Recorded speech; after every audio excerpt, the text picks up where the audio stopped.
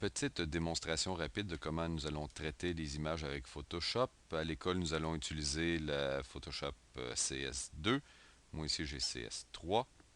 Et juste pour vous montrer que les couleurs dans notre image ne sont pas tout à fait équilibrées, nous allons équilibrer les couleurs avec une méthode fort simple. Mais avant tout, avant que j'oublie, le fichier de Deep Sky Stacker qui a été sauvegardé à la partie 1 est en format 32 bits et on ne peut pas effectuer beaucoup d'opérations dans Photoshop sur notre fichier 32 bits.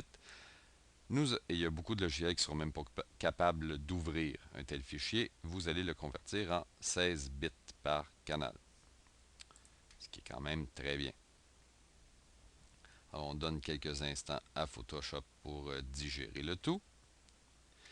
Et maintenant, je vais prendre l'outil compte-gouttes et je vais prendre un échantillonnage dans mon image à 4 endroits différents autour de ma cible.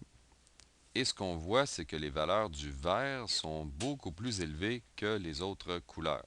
Et pourtant, là, on a cliqué dans le ciel. Donc, méthode simple, on vient ici à niveau et on clique sur le bouton point gris. Donc, le gray point, le compte-gouttes du milieu, et on clique dans notre ciel. Et là, tout à coup, vous voyez que les valeurs sont devenues pas mal toutes équivalentes. On clique OK. Et avec l'outil courbe. Et là, on peut répéter cette étape de courbe plusieurs fois. Ça dépend de la photo. Méthode rapide pour les nuls, okay? Même si ce n'est pas ce qu'il y a de mieux à faire. On clique dans l'image, dans un coin du ciel qui devrait être noir. Et ensuite, on étire la courbe pour augmenter de façon non linéaire la valeur des pixels qu'on veut faire apparaître. Donc ça, il y a une partie de ces pixels-là, il y a beaucoup de pixels dans le noir, il y en a juste quelques-uns dans les tons plus clairs. Ce qu'on veut, c'est augmenter leur valeur par cette courbe.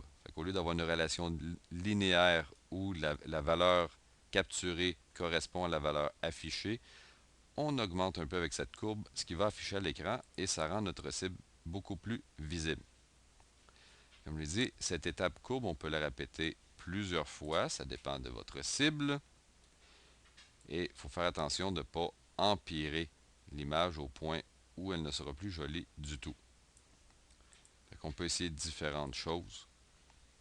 Et si ça ne fait pas, on peut faire cancel, on peut venir ici et on peut supprimer cette couche qu'on vient d'ajouter. On peut même cliquer sur l'œil pour voir l'effet comme tel de cette couche qu'on a opérée sur notre image. Là, ici, j'ai effacé toutes mes courbes. On va recommencer pour la faire réapparaître comme il faut. Donc, on clique sur un point noir, on augmente la valeur de nos pixels, et voilà. Et là, on peut voir la différence entre l'image finale et originale. C'est déjà une grosse amélioration, et pour des débutants, ça serait très bien de parvenir à ce résultat.